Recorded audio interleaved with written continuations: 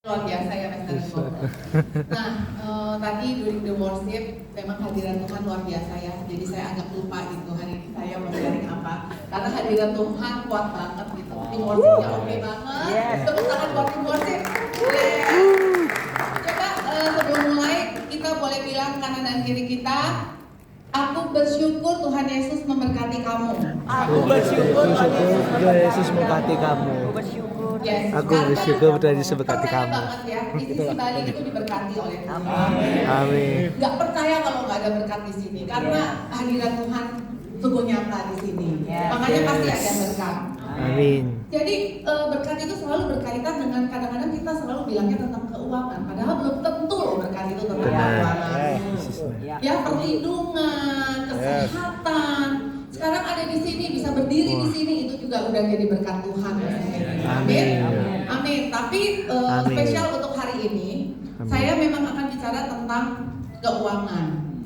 Ya. Jadi siap semuanya? Yes. Siap ya. Karena kalau tentang keuangan itu kan ada nggak enak ngomongnya, gitu. Jadi nggak tahu nih. Tiba-tiba nanti mungkin ada yang bilang, Cici ini banyak ngomong banget nih tentang keuangan. Karena memang tentang keuangan ini nggak enak banget dibagiinnya. Makanya jarang banget ada gereja yang bicara tentang keuangan. Yes. Tapi bersyukur ada di ICC, karena ICC mengajar kita tentang keuangan.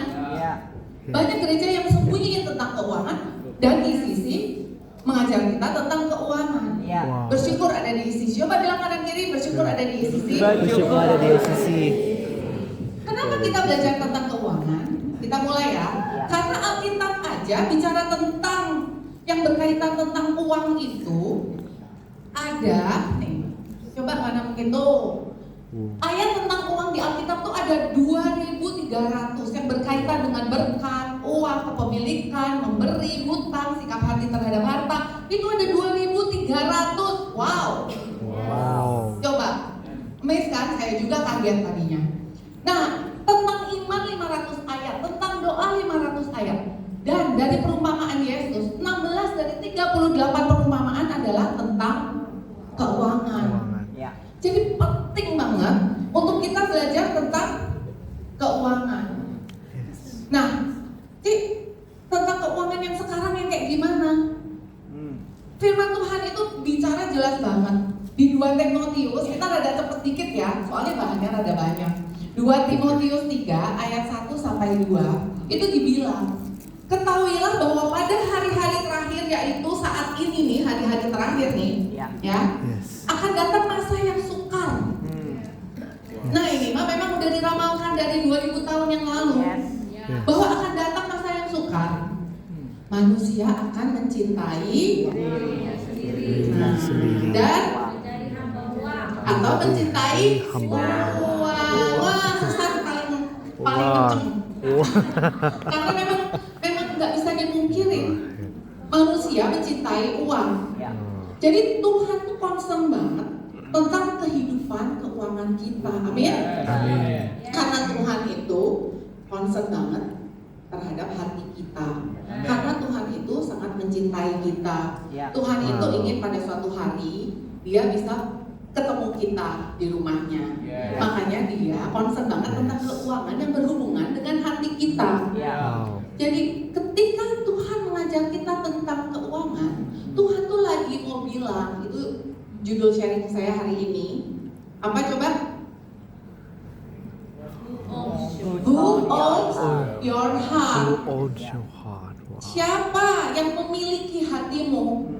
Jadi hari ini saya tuh mau sharing banyakkan tentang introspeksi diri ya.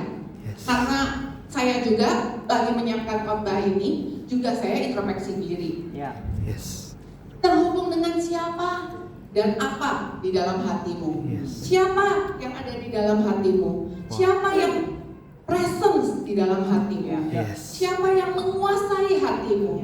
Siapa prioritas hatimu? Nah, firman Tuhan berkata di 1 Timotius 6 ayat 10, karena akar segala kejahatan ialah cinta uang. Sebab oleh memburu uanglah beberapa orang telah menyimpang dari iman dan menyiksa dirinya dengan berbagai-bagai duka. Sebenarnya uangnya nggak salah. Saya mau nggak punya uang, saya butuh uang. Saya mau nggak punya uang banyak. banyak. Amin, saya punya uang banyak. Saya mau Yes. punya uang banyak untuk saya bisa memberkati banyak orang. Yes. Uangnya mah nggak salah. Yang salah tuh hati kita. Nah. Yang salah itu bukan uangnya, tapi cinta akan uang. Betul. Sekarang kan kita lihat ya, banyak konflik, banyak banget konflik rumah tangga, Betul. saudara sama saudara, Benar. konflik bisnis sampai bunuh-bunuhan, Benar. sampai ada profesi yang judulnya saat ini ani-ani, ya kan? Di sini mah nggak ada penyelundup, hal-hal yang ilegal dan lain-lain. Semua itu tentang uang.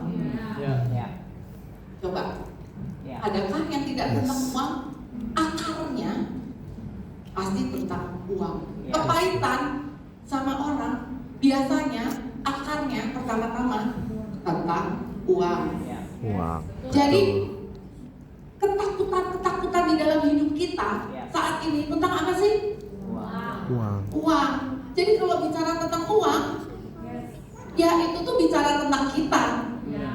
Yes. Jadi pemulihan dan pertobatan itu terjadi ketika akar itu sumbernya tentang uang ini, cinta uang ini dicabut dalam hati kita, digantikan dengan sumber yang lain, yaitu Yesus. Wow.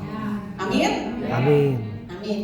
Jadi firman Tuhan dibilang ya di Matius 6 ayat 21, karena di mana hartamu berada, di situ Yes. juga hatimu berada. Yes. Ya nggak? Hartanya apa sekarang? Wow. Coba kita tuh introspeksi aja gitu. Kan kadang-kadang ada yang bilangnya nyanyinya, harta yang paling berharga adalah uangku, gitu kan? Ya, tapi nggak dimukirin harta kita tuh uang. Baik. Coba kalau bilang hartanya nggak berkaitan dengan uang, rasanya asal punya uang semua beres. Ya, kan bilang Yes. hartanya keluarga, oke, hartanya keluarga. Saya sih pikir ya, keluarga harta, betul keluarga harta. Tapi seandainya nggak punya uang, kalau di dunia ini ya kita nggak mungkinin keluarga juga jadi bisa berantakan, bisa salah menyalah antara suami dan istri. Dan lain-lain, bisa tuding-tudingan, kamu sih nggak becus cari uang, loh kamu enak aja di rumah sendiri cuma ngurus anak, coba kamu yang ngurus anak. Tapi kan dasarnya itu uang. Perdebatan itu rata-rata dasarnya itu uang.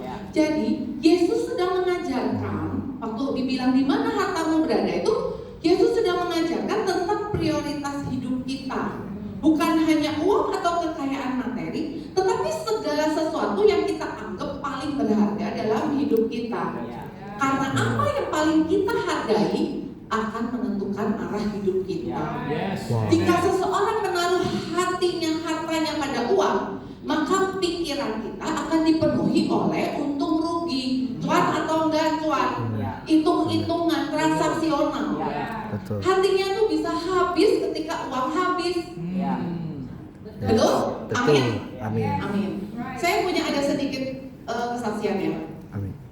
Beberapa waktu yang lalu, saya tiba-tiba dikontak sama teman saya. Ternyata suami saya juga dikontak sama si teman saya ini. Jadi kita nggak tahu secara sendiri, tapi teman yang kasih tahu bahwa salah satu hotel suami saya yang ada di mana sih ini?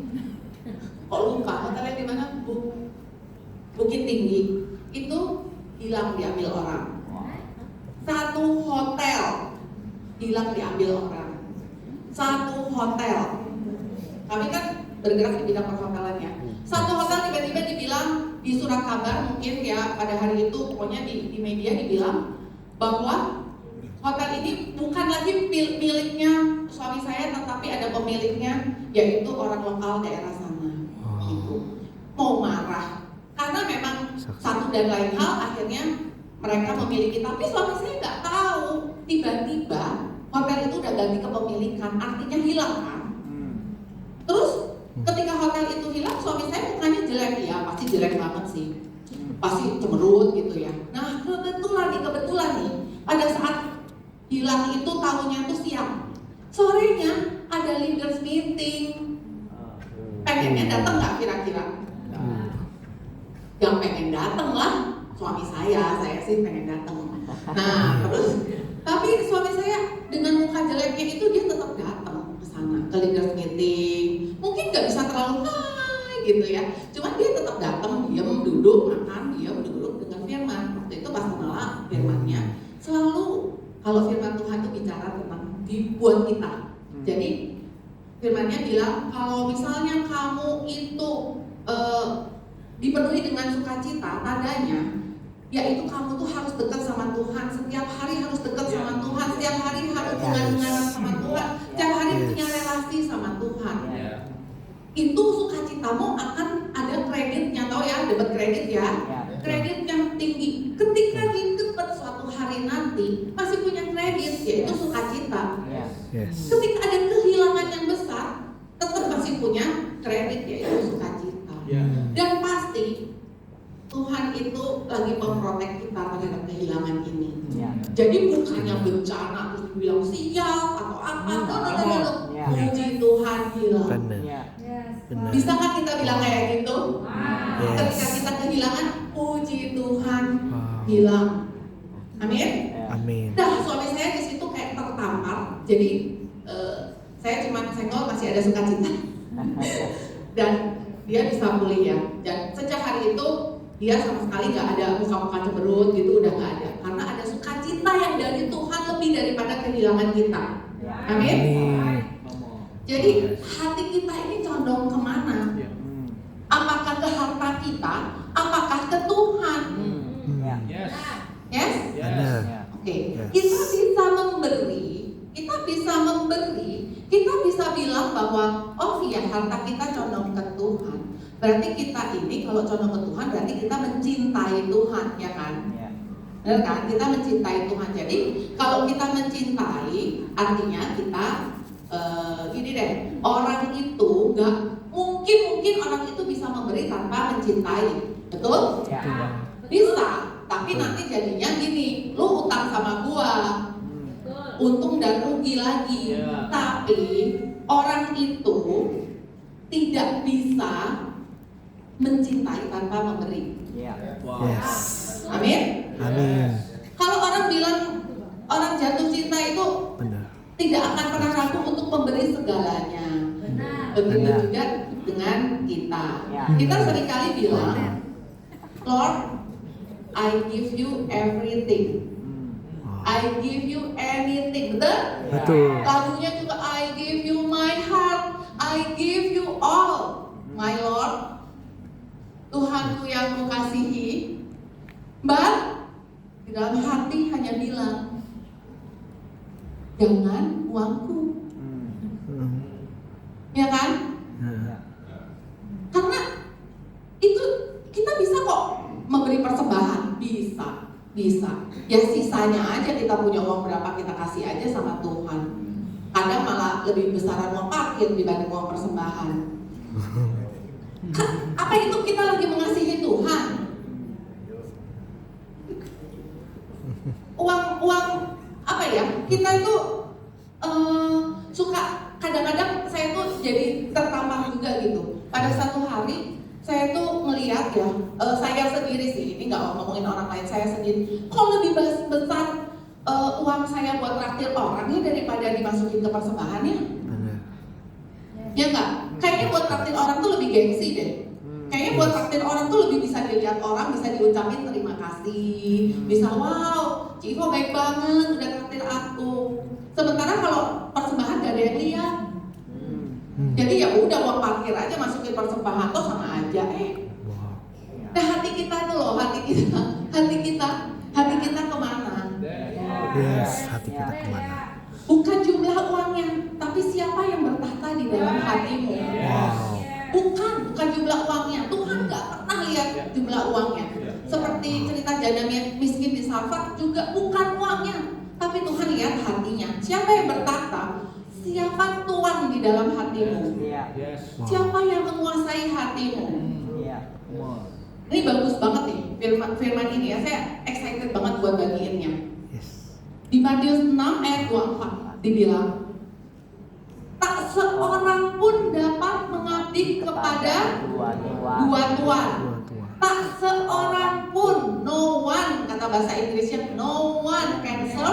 two masters. Ya. Coba bilang kanan kirinya, no one. Ingat ya, nggak seorang pun. Karena jika demikian, ia akan membenci yang seorang dan mengasihi yang lain. Yes. Ya. Amin. Amin. Amin. Ia akan setia kepada yang seorang dan tidak mengindahkan yang lain. Wow. Coba dirasakan. Kamu tidak dapat mengabdi kepada Allah dan kepada Mamon. Ini gak bisa jalan, siapapun itu, sehebat apapun orang itu, gak bisa. Di dalam bisnis sama, gak bisa netral. Ya. Either kamu mengasihi yang satu dan tidak mengindahkan yang lain. Kebayang gak? Ya. Hidup ini tuh 90% kita tuh lebih mengasihi Mamon. Ini tuh the point aja. Dan tidak mengindahkan Tuhan. Benar. Kita tuh lebih takut kalau kehilangan Mamon, tapi tidak takut kehilangan Tuhan. Benar. Betul. Kita itu lebih kayaknya lebih percaya diri kalau ada uang daripada ada Tuhan dalam hidup kita. Kita itu lebih rasanya ketakutan kita semua itu karena nggak adanya uang, bukan karena nggak adanya Tuhan dalam hidup kita. Yes. Amin. Amin. Jadi manusia itu sama sekali nggak bisa netral, nggak bisa. Emang Tuhan udah bilang, either kamu mengasihi aku atau kamu mengasihi dia. Benar. Nggak bisa, mendua itu nggak bisa. Benar. Jadi siapa yang bertahta di dalam hatimu? Kalau Mamon yang bertahta, maka prioritas hatimu itu untung rugi. Ya. Yes, betul. Hitung-hitungan Ya. setiap hari Benar. yang saldo. Benar. Kalau bisa, jangan sekalipun berkurang banyak-banyak untuk Tuhan. Jangan. Ya. Benar. Karena saya masih banyak kebutuhan. Jadi Tuhan nanti Tuhan mah ngertilah. Tuhan kan baik. Ya. Tapi kebutuhan saya nggak bisa nunggu Tuhan. Itu saya dulu gitu ya. Jadi siapa yang bertahta di dalam hatimu? Ya. Lagi saya mau menyampaikan firman ini, lagi saya mau mempersiapkan. Tiba-tiba malam-malam itu saya ngimpi saya didatengin si Mamon tersebut. Mamon itu nggak ada wujudnya sebetulnya, karena ada di dalam hati kita. Tapi saya tiba-tiba didatengin si Mamon ini, bentuknya hijau gitu, gede kayak Hulk gitulah ya kurang lebih. Dia lagi duduk, terus dia ngeliatin saya, terus dia bilang gini, "Hey, kamu," ceritanya gini lah ya, yang ngomong gitu sih, cuman kayak begitulah. "Hey, kamu mau nyampein sesuatu tentang saya," gitu kata Mamon. Dan tapi saya bilang, "Iya, dan saya nggak takut. Awas kamu ya, nggak takut." Jadi saya langsung waktu saya nyampein di Malang waktu itu saya bilang, "Tolong doakan saya ya semua," karena saya lagi berperang melawan yang namanya Mamon. Benar. Ya, jadi saya berusaha untuk mencari gambaran si Mamon tersebut. Ya. Coba ada nggak nih Mamon? Nah, ini si Mamon. Asal kata Mamon itu berasal dari bahasa Arab, Mamona. Bilang kanan kiri Mamona. Biar Mamona. ingat. Mamona. Mamona itu bukan gadis berkepang dua, Mamona. cantik, bukan. Tapi Mamona itu gambarannya kayak gini.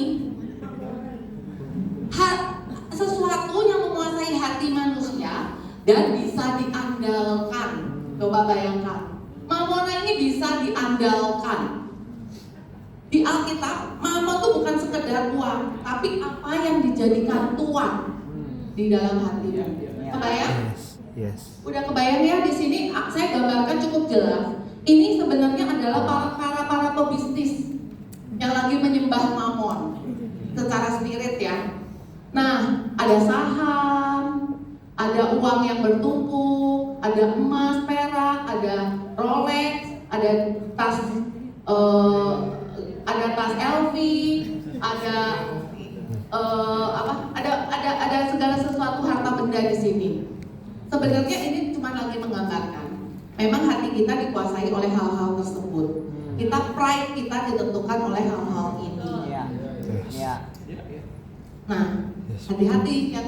Kalau iya berarti memang di hati kita Mamona ada. Ya. Ya, jadi iblis itu nggak lagi menjelma sebagai pocong, wewe gombel, genderuwo, nenek lampir, si kunti, dan kawan-kawannya. Enggak. Tapi wujudnya itu disukai baik pria maupun wanita, bahkan anak-anak udah diajarin untuk mencintainya, namanya Mamona. Ini yang paling bahaya.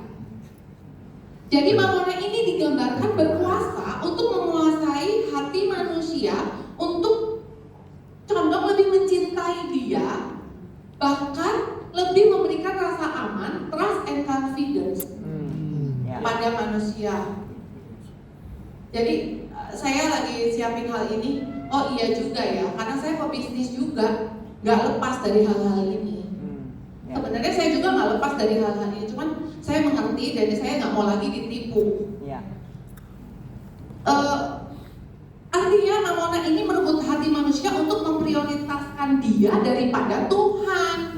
Makanya kenapa kalau misalnya kita mau ada Tuhan besar di depan mata, gereja nanti dulu. Kalau kita sibuk bekerja, pelayanan gak usah dulu. Kalau kita kekurangan uang, memberi gak usah. Kalau kita masih banyak kebutuhan, pengembalian persepuluhan gak usah dulu. Betul. Karena ada Mamona di dalam hati kita. Benar. Ya ini pada diem semua nih kayaknya. Benar. Tepuk tangan buat Tuhan. Jadi boleh cek ya sekarang ya. Apa yang bikin kita lebih pede, lebih punya rasa aman, lebih bahagia di dalam hidup kita? Apakah karena banyaknya saldo kita? Apakah ketika kita punya banyak uang? Atau kehendak Tuhan di hidupmu? Jadi banyak banget sekarang ini, sedih banget ya. Orang tuh kalau bilang gini, yang penting punya banyak uang, semua juga beres. Yang penting nanti punya pasangan hidup yang punya banyak orang uang, nggak apa-apa, nggak usah percaya Tuhan, nggak masalah. Prioritas nomor 1 ada Tuhan di hidup kita. Nah, yang kedua, Mamona itu pinter banget, enggak bodoh sih, tapi saya bilang pinter dalam hal mengarahkan hati supaya hati kita nggak rela memberi, dan ketika kita mau memberi, dia selalu membisikkan sesuatu yang dibilang nggak usah lah, ngapain. Itu nanti juga buat pendetanya. Tuh lihat tuh gerejanya kaya, saya sulit. Nah itu Mamona yang lagi bisik-bisik dalam hati kita. Jadi ngerti ya, sampai di sini tuh Tuhan tuh lagi bilang, please cintai saya, cintai saya. Jangan ada Allah lain di dalam hatimu. Level berkat yang lain yang sering kali Mamona ambil dan memang itu terjadi di mana-mana, yaitu level hati yang taat. Padahal nih, ketaatan itu bagian kita. Hasil akhirnya itu urusan Tuhan. Seringkali dibalik. Hasil akhirnya saya yang pegang. Tapi Tuhan harus taat sama saya. Benar nggak? Benar. Kalau kita mengerjakan sesuatu dan kita nggak berhasil, yang disalahin Tuhan. Tuhan, kenapa saya udah ke gereja, saya udah pelayanan, saya udah memberi, tapi kenapa saya nggak breakthrough? Yang disalahin Tuhan. Padahal Tuhan cuma mau bilang taat aja. Hasil akhir aku yang pegang. Itu janjinya Tuhan. Tapi seringkali justru kita ini kebalik. Tuhan, gini ya Tuhan ya. Saya ini ya Tuhan ya mau begini. Tuhan berkati. Enak aja. Karena ketaatan tuh bagian kita, hasil akhirnya urusan Tuhan. Benar, yes. Paling sulit banget ya di gereja itu. Boleh tanya para pastor, ngajar orang untuk diberkati malahan. Itu sulit. Orang minta datang ke gereja, kadang-kadang ngeluh, Pastor, saya kenapa ya nggak diberkati? Ya kan? Saya kenapa ya bisnis gagal aja? Saya kenapa ya kok nggak ada breakthrough? Kayak pintu-pintu tertutup sama kayaknya semua pintu tertutup loh. Betul. Tapi para pastor nih, kalau mau ngomong tentang persepuluhan aja, gemper. Dipikir duitnya buat dia, dipikir yang kaya pastornya. Di ICC itu bersyukur banget ya, semua diaudit gitu. Jadi nggak ada tuh yang namanya perpuluhan. Ini perlu dipahami, perlu dimengerti. Nggak ada yang namanya persepuluhan itu buat pastor. Nggak ada. Persepuluhan itu ketaatan hati kita di hadapan Tuhan. Kalau kamu nggak percaya perpuluhan, artinya kamu nggak usah percaya firman Tuhan. Karena perpuluhan itu ada di dalam janjinya Tuhan. Kenapa namanya perjanjian lama, perjanjian baru? Karena itu isinya semua janji. Ya kan? Itu semua isinya janji. Kalau kamu nggak percaya satu ayat, saya percaya semuanya sih. Cuma satu yang saya masih ragu-ragu, perpuluhan. Ya udah nggak usah percaya. Karena satu paket perjanjian lama, perjanjian baru, janjinya Tuhan. Ya kan? Jadi kalau tentang perpuluhan ya, saya gemesnya tuh gini. Banyak banget pro kontra tentang persepuluhan. Katanya, Cik, persepuluhan tuh perjanjian lama. Oh, ya udah, kamu nggak usah percaya Yesus aja. Maksudnya, kan dari perjanjian lama kamu nggak percaya, nggak usah ada perjanjian yang baru. Namanya janji Tuhan itu satu paket semua ya, ada perjanjian lama, perjanjian baru. Kita juga khotbah, kita diajar untuk mempercayai firman Tuhan. Alkitab satu, perjanjian lama dan perjanjian baru. Nggak ada tuh istilah perpuluhan kan perjanjian lama. Di perjanjian baru juga ada tetap perpuluhan. Tapi nanti saya panjang ngomongnya sampai besok. Ini gini dulu belajarnya ya. Jadi saat ini yang namanya Mamona, si iblis itu lagi berusaha banget menyembunyikan kunci berkat kita.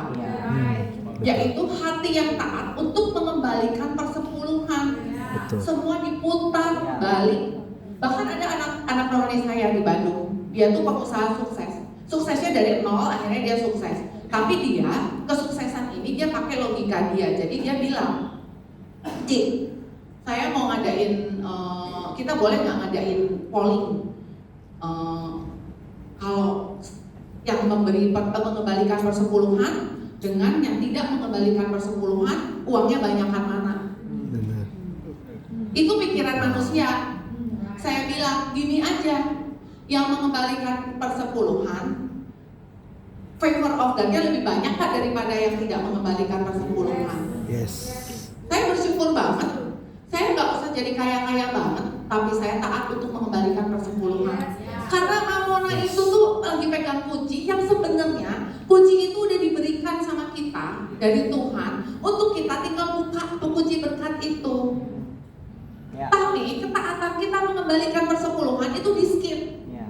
Jadi berkat Tuhan yang nggak bisa tertahan. Itu level berkat selanjutnya.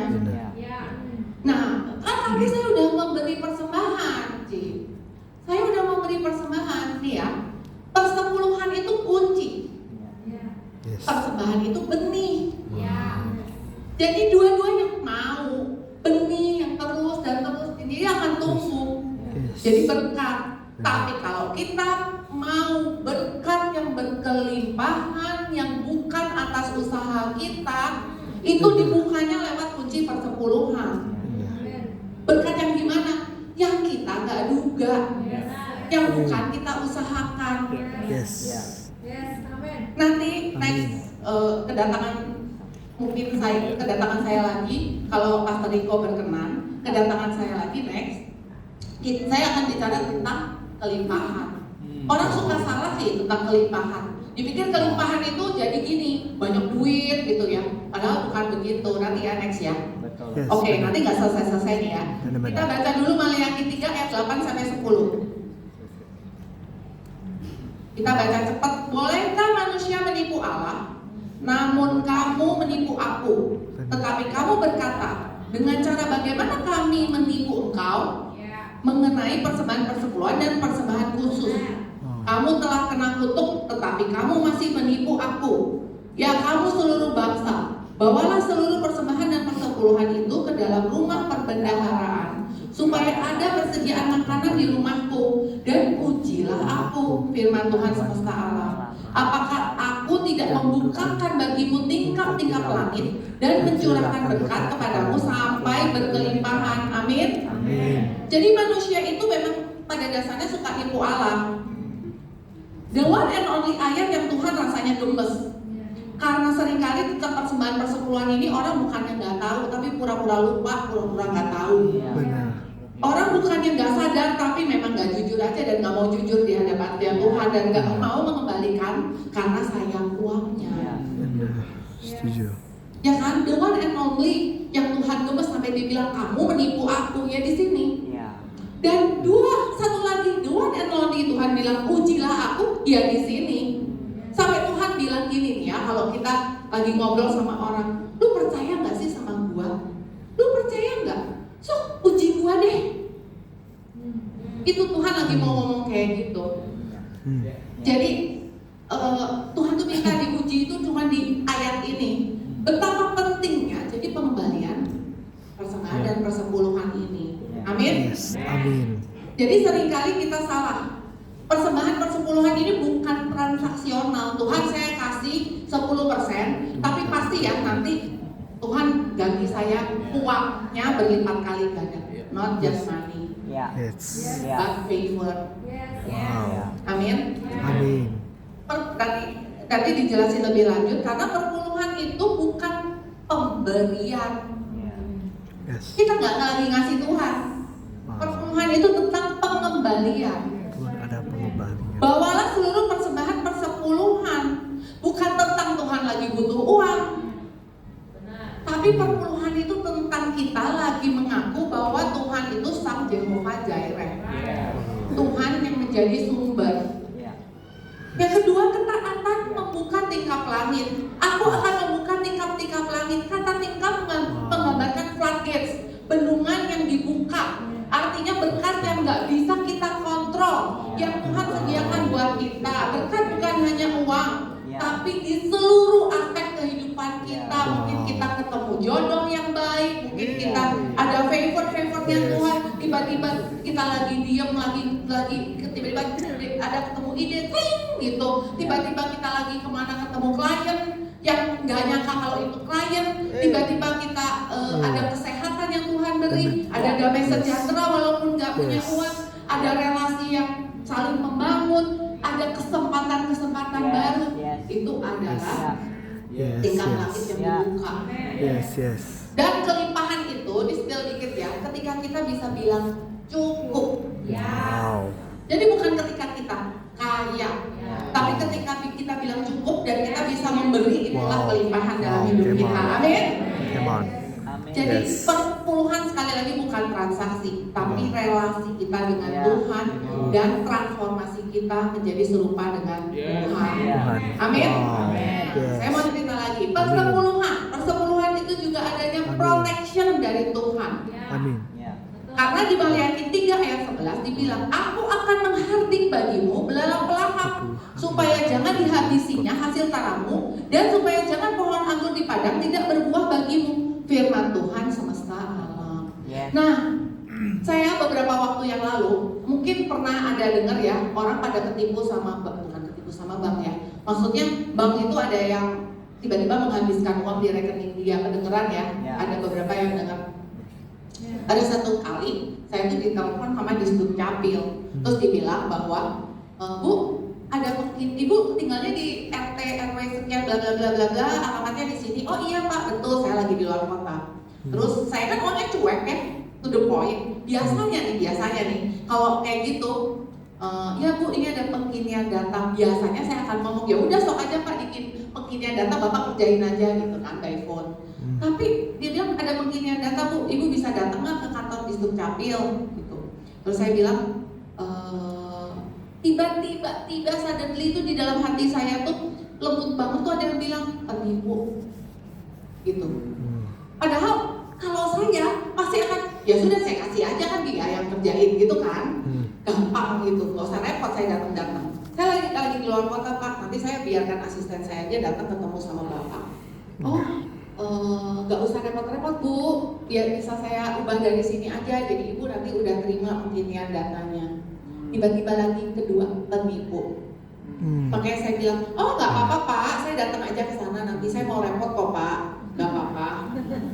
Terus tiba-tiba Bapak itu bilangin, oh nggak apa-apa Bu, saya memang, dan itu gambarnya orang di Dukcapil ya pakai seragam gitu nomornya tuh. Oh nggak apa-apa Bu, saya bantu aja, saya dengan Pak ini, nanti Ibu bisa ke kantor di cek saya, ketemu saya nanti setelah di pengiriman data nggak masalah Bu.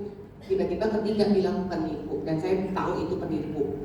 Berapa bulan kemudian, waktu gempar-gemparnya kehilangan uang itu, ada kesaksian dari seseorang pengusaha bahwa dia ditelepon sama di Dukcapil dan dia kasih nicknya, dan seluruh di rekening dia tuh hilang.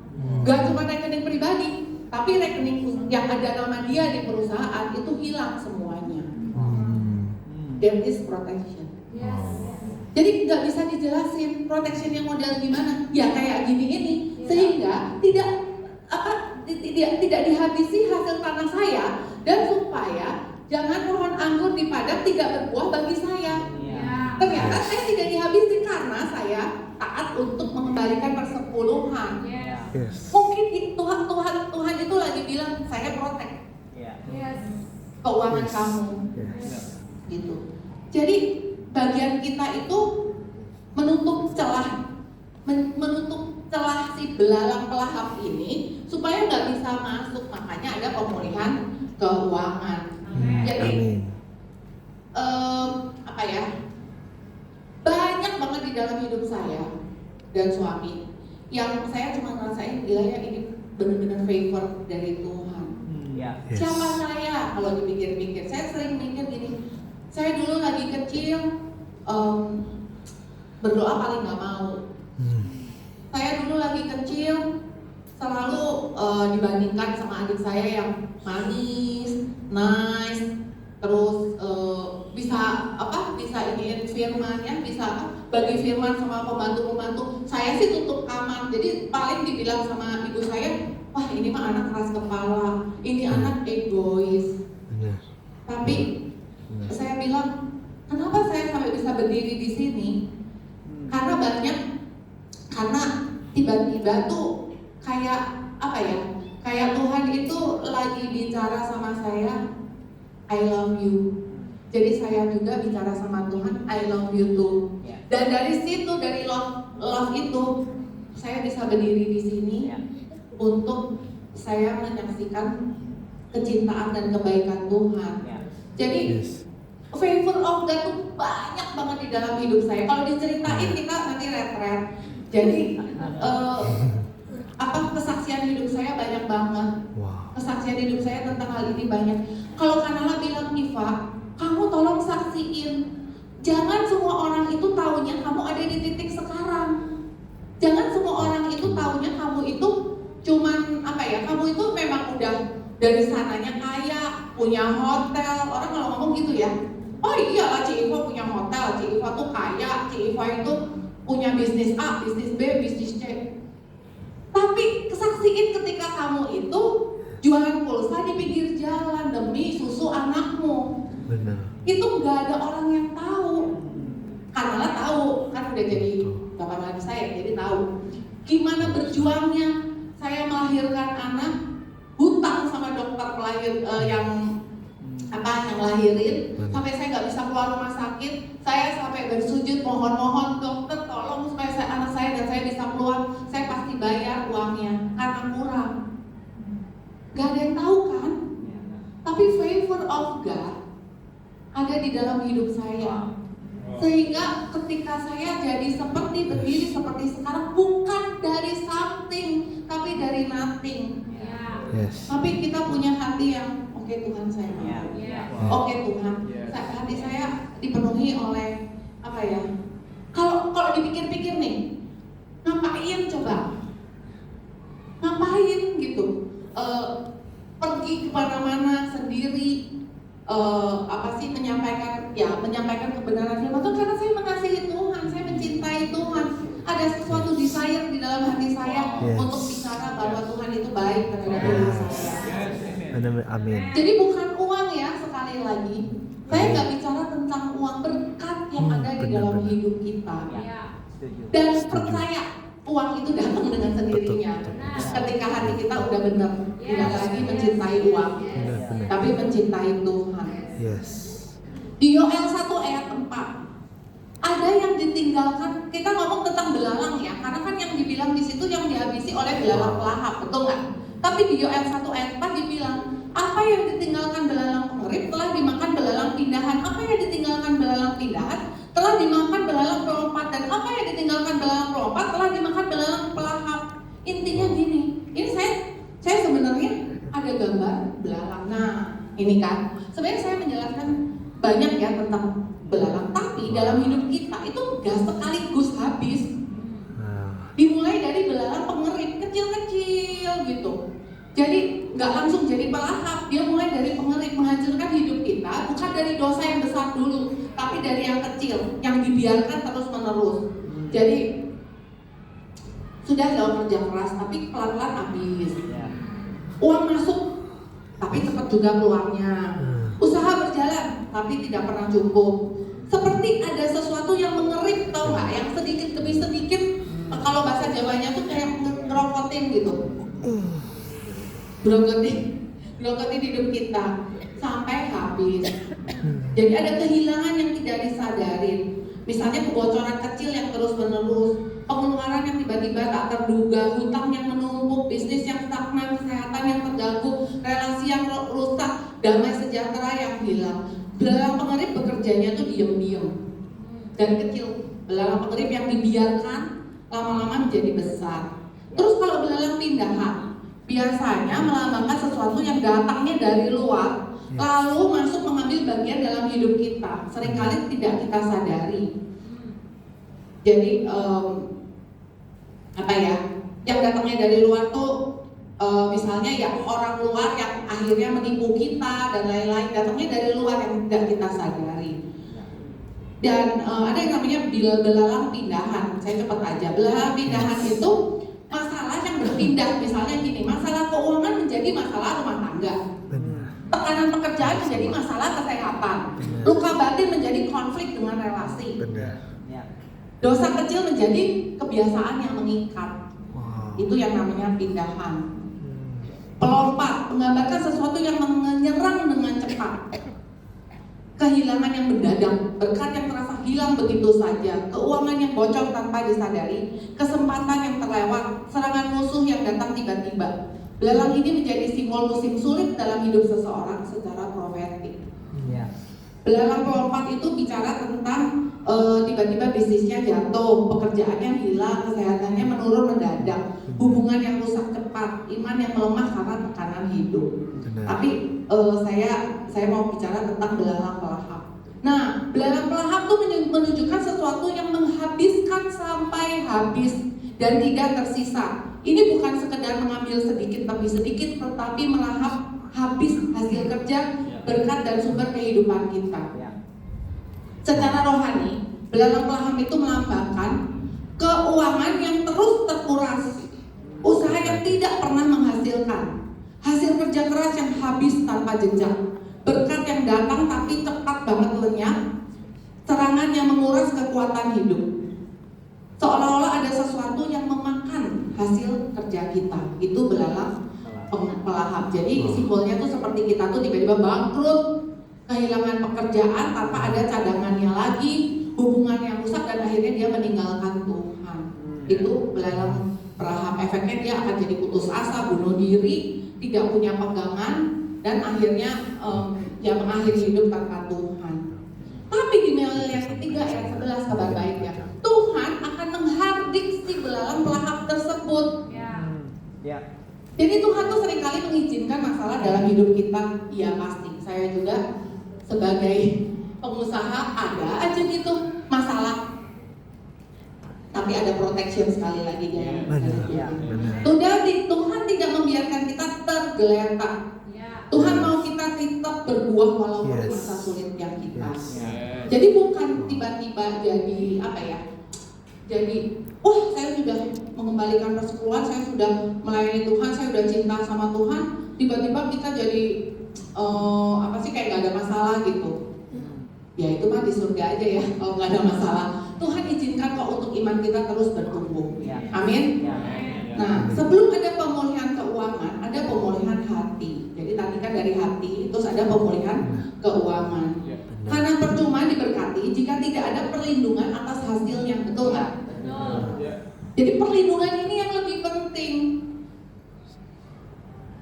Aspek keuangan akan dipulihkan, tapi nggak cuma dipulihkan. Nah, kita baca ya, ini melegakan banget, ini terakhir. Melegakan banget.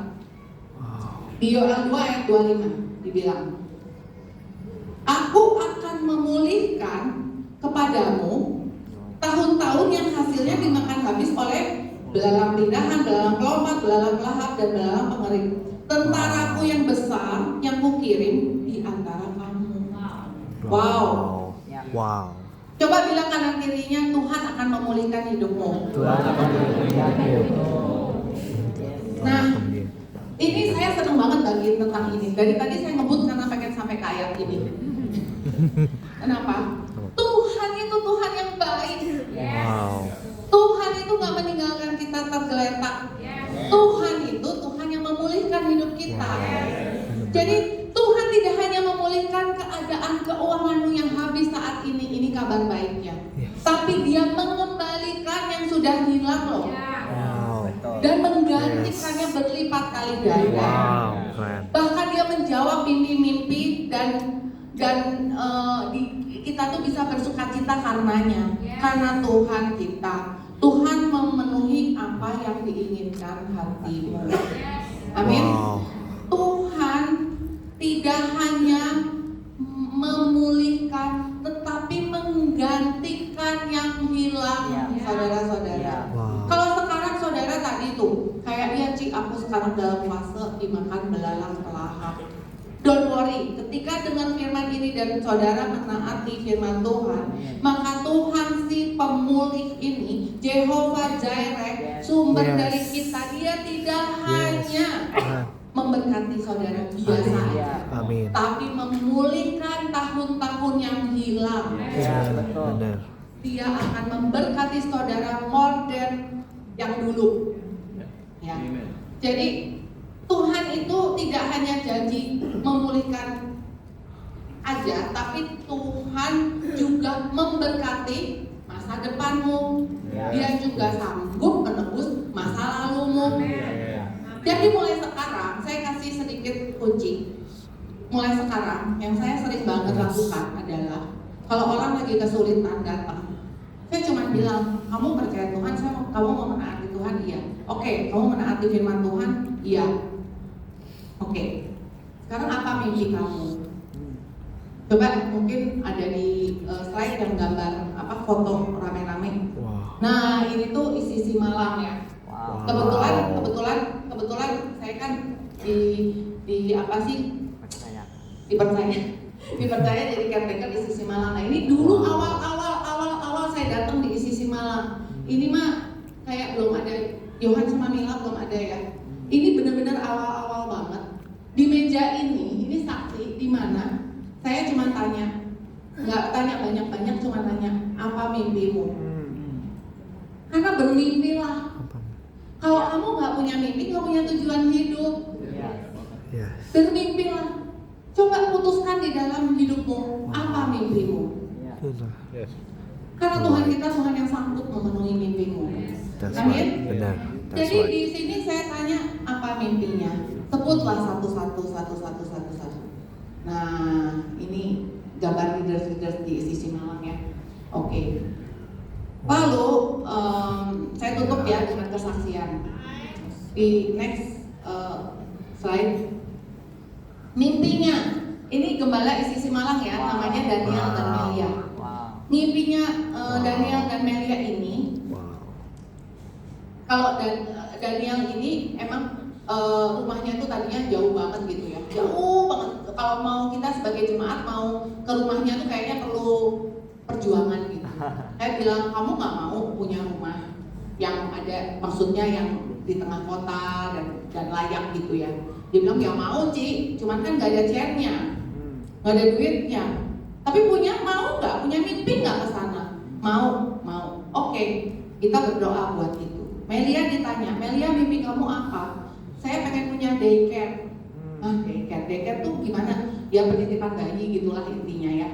Sebenarnya terlepas dari otak saya kayak gimana bentuknya sih penitipan bayi. Cuman oke, kita doakan mimpimu gitu kan. Udah. Dan ingat, Tuhan tidak hanya mendengar doa kita, tapi menjawab setiap mimpi kita. Hari ini Daniel dan Melia punya rumah baru. Nih rumahnya. Udah ditempatin ya saat ini di tengah kota. Di tengah kota seperti yang dia mau. Ya. Yes. Lalu slide berikutnya, Melia mempunyai daycare sekarang. Wow. Wow. Ini sudah berjalan. Daycare-nya ini udah berjalan. Wow. Dan daycare udah ada bayi-bayi yang dititipkan di sana, anak-anak yang dititipkan di sana, dan dia merasa Ci, favor banget. Ya. Bermimpilah Yes, makanya. come on. Jangan bilang aku sulit, nggak punya mimpi lagi Ci. Yang penting aku punya uang, salah. Iya. Belum punya uang juga mimpi aja, nggak dosa, nggak? Iya. Ya. Yang kedua, slide kedua. Ini leaders kita yang pegang keuangan di sisi Malang. Jadi kalau yang pegang keuangan semangat ya. Yes. Semangat karena ketika kita mengatur keuangan rumahnya Tuhan, Tuhan pasti akan mengatur keuangan dan memberikan rumah buat kita. Amin. Amin. Aminnya kenceng ya, Mel. Oke, ini adalah Yuwono dan Catherine. Ya. Dan ini anaknya, namanya Kaisar. Nah, Yuwono dan Catherine, mereka kerja dengan Yuwononya, mereka kerja di orang tuanya, jualan bubur. Terus Kaisernya ini punya sakit jantung bocor, gitu ya, waktu lahir.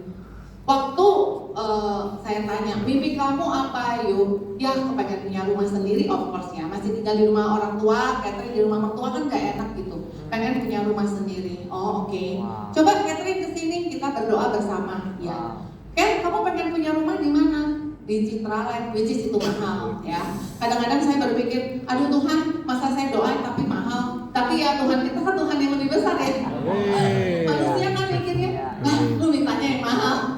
Tapi ya oke, memang mimpinya dia ke sana. Dia minta rumah di Citraland gitu. Oke. Ken, boleh nggak kamu sama Yuyu sepakat? Kamu pergi ke rumah itu, ke tanah tersebut, kamu berdoa minta sama Tuhan di sana, kamu klaim dalam nama Yesus, Tuhan kita Tuhan yang besar. Ya. Akhirnya dia pergi ke tempat itu. Pokoknya singkat cerita, dia tuh si Catherine ini bilang bahwa saya udah KPR BCA dan disetujui. Singkat cerita. Wow, KPR BCA, orang BCA-nya aja ngomong bahwa saya kok nggak yakin ya ini bisa disetujui. Dari laporan keuangan ya, orang lagi nggak punya uang ceritanya, habis tiap bulan buat berobatnya Kaiser. Terus saya bilang kok bisa? Ya saya juga nggak tahu. Nah itu yang namanya floodgates. Dimana kita nggak duga gitu. Akhirnya dia bisa disetujui KPR BCA. Jadi saya temenin juga lagi tanda tangan, lagi apa sih akad ya, saya temenin juga. Saya cuma bilang Tuhan kita, aduh Tuhan, Engkau itu terjangkau kok sama kita. Engkau itu bisa diajak ngobrol kok. Engkau itu Tuhan yang baik, Tuhan yang menjawab setiap mimpi kita. Jadi singkat cerita ini rumahnya udah jadi di Citraland, seperti yang mereka doakan.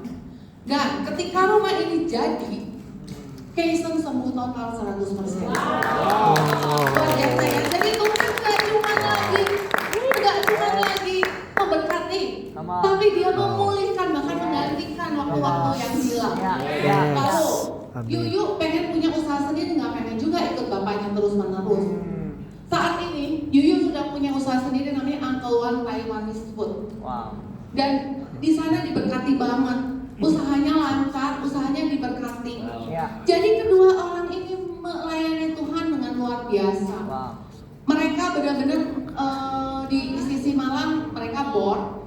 Jadi Yuyu pegang keuangan, Catherine boardnya juga di sisi Malang, pegang homesale juga, media juga, double job lah, triple mungkin. Tapi mereka selalu selalu punya waktu buat Tuhan. Amin. Amin. Amin. Berkat Tuhan, mimpi kita tidak cuma sekedar berkat, tapi dipulihkan. Mimpi kita dijawab, digantikan waktu-waktu yang hilang. Wow. Amin. Amin. Yang terakhir, nah ini orangnya ada di sini. Panggil aja maju ke depan ya. Ini kan. Coba ini kita Mila berdiri aja karena ada anaknya. Milanya berdiri boleh. Tepuk tangan buat mereka berdua. Johan aja yang maju. Ya. Ini semangat. Hey. Nah, Johan ini sebenarnya adik dari Mbak Esther. Wow. Ya. Nah, ini dia. Kita interview sebentar boleh? Waktunya boleh? Boleh ya? Nah, Johan ini pertama kali datang ke ICC gimana kan? Kamu pertama kali. Jadi gini nih, masa lalunya dia dulu ya. Mungkin Mbak Esther lebih tahu. Masa lalunya dia ini sempat di Bali dan di penjara, saudara-saudara. Di penjara. Uang nggak ada, susah tahu. Mbak Esther tahu, berantakan. Dia nakal katanya tuh. Bekas dulu Kenisa mungkin tahu ya sedikit banyak.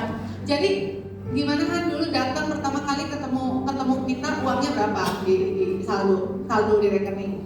20.000. Nah, cuma maluin. Cuman Nggak bisa ditarik nanti. 20.000 dan nggak bisa ditarik. Ketika saya dan suami datang ke rumah Johan, nggak bisa. Aduh, apa ya? Rumah kontrakan, kotor banget. Ya, maaf ya Mil, kotor banget. Tanah-tanah, Mila jualan ayam dipotong itu loh, ayam potong. Jadi banyak laler. Terus udah gitu di ruang tamu nggak bisa lewat karena dia dagang thrifting juga di rumahnya. Jadi berantakan banget, di luarnya kotor banget. Jadi datang suami saya langsung gini, Han, ini mesti diberesin, itu mesti diberesin. Jadi terus perasaannya pas kita datang gimana? Ini orang ini siapa datang suruh bongkar rumah.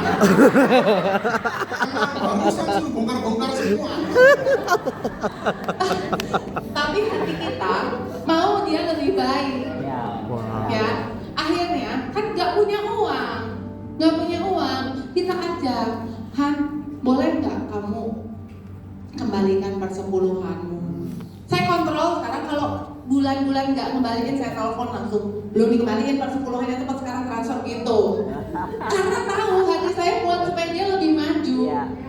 Ya, terus persepuluhan dulu dia, nah yang tadi saya ceritain itu sebenarnya dia. Dulu kalau ngasih persembahan di gereja yang dulu, kamu ngasihnya berapa? Ya, dikumpul-kumpul 5.000, 1.000. Nah kan, lebih banyak kasih tukang parkir dibanding ada di kenyataannya. Saya kan nggak ngarang. Ya that's why kenapa hidupnya begitu, hancur hidupnya. Benar-benar, that's Ya why. kan? Terus gimana, mau cerita apa lagi? Terus oh ya, bisnisnya memang nakal banget dia. Bisnisnya itu ilegal, udah ilegal cuma dapat 20.000, heran kan? Tapi kalau ilegal jadi kaya, dia ilegal dapatnya 20.000. Aduh. Jadi Terlalu baik kan berarti Ci. enggak. Jadi dia bisnisnya ilegal, akhirnya kami bilang, kamu mau nanti pas lagi mati ketemu Tuhan, terus Tuhan bilang saya nggak mengenal kamu karena bisnis kamu tuh nggak yang Tuhan mau dalam hidup kamu. Oh ya. Setiap bisnis yang ada kita mesti tanya Tuhan, itu punya kita bukan? Itu dari Tuhan bukan? Jangan bukan dari Tuhan, tapi kita ngotot Tuhan ini buat saya, terus Tuhan yang disalahkan ketika nggak diberkatin, gitu. Jadi harus benar bisnisnya. Jadi ini dia akhirnya bisnis benar, singkat cerita dia bisnis benar pelan-pelan. Terus kedatangan beberapa bulan kemudian, Johan bilang sama saya, Cici, aku mau ngomong. Apa? Baru kali ini Ci, di rekening saya udah bayar kontrak, udah bayar anak sekolah, udah buat kebutuhan hidup, masih sisa 100 juta, bener? Oh, udah liburan, masih sisa 100 juta Ci, baru kali ini. Terus saya bilang, oh, ya kan Tuhan kita emang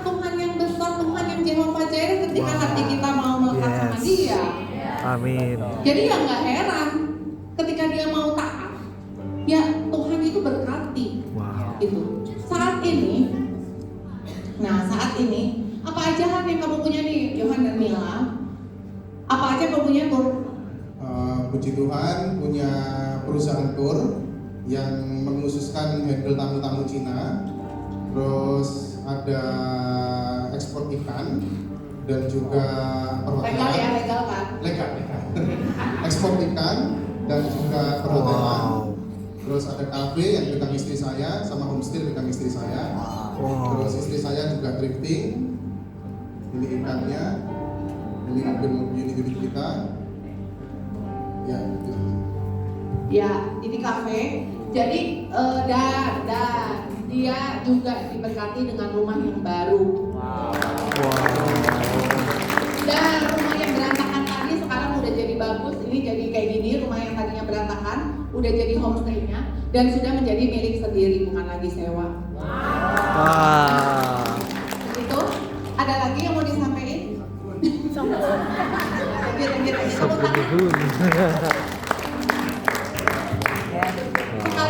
Sekali lagi, tidak ada keinginan hatinya Tuhan untuk menjadikan kita miskin dan kekurangan. Wow. Tapi karena Tuhan kita adalah Tuhan Jehovah Jireh, Tuhan akan memulihkan, memberkati, Amin. memulihkan, bahkan menggantikan tahun-tahun yang hilang. Wow. Kalau saat ini saudara mungkin dalam keadaan masih berjuang, dengarkan firman hari ini, taati firman Tuhan, kembalikan hatimu di tempatnya, cintailah Tuhan daripada yang lain. Maka di Yoel 2 ayat 25, ayat 26 selanjutnya juga dibilang, mungkin gak ada ya di slide. Maka kamu akan makan banyak-banyak dan menjadi kenyang, dan kamu akan memuji-muji nama Tuhan Allahmu yang telah memperlakukan kamu dengan ajaib. Wow. Dan umatku tidak akan menjadi malu lagi untuk selama-lamanya. Amin. Ini Amin. powerful banget. Wow. Mungkin saya bagiinnya cepat, mohon maaf karena memang Tuhan lagi mau bicara, nggak bisa dipenggal satu persatu. Semua harus menjadi kesatuan. Bahwa hati kita dulu harus dirubah untuk mencintai Tuhan lebih daripada sesuatu. Undang selalu Roh Kudus hadir di dalam hidup kita untuk kita memulai setiap apa yang kita mau mulai dalam hidup kita. Kalau saudara mau memulai bisnis, undang Roh Kudus di dalam bisnismu. Kalau saudara mau memulai untuk hidup yang baru, undang Roh Kudus untuk memulai bersama dengan saudara. Kalau saat ini saudara sedang kesulitan, kesukaran, undang Roh Kudus untuk menyelesaikannya bersama-sama dengan saudara. Karena Tuhan kita bukan Tuhan yang mampet, tapi Tuhan kita adalah Tuhan yang penuh dengan solusi. Tuhan kita adalah Tuhan yang punya berkat, sumber berkat. Karena berkat kita tuh sumbernya cuma satu, yaitu dari Tuhan, bukan dari yang lain.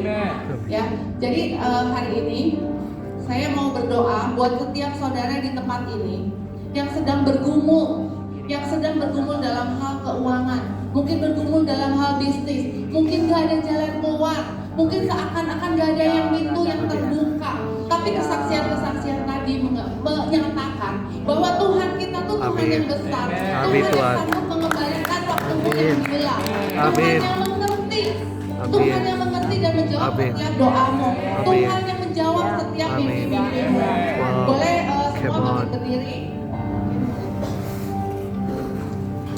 Yang mau didoakan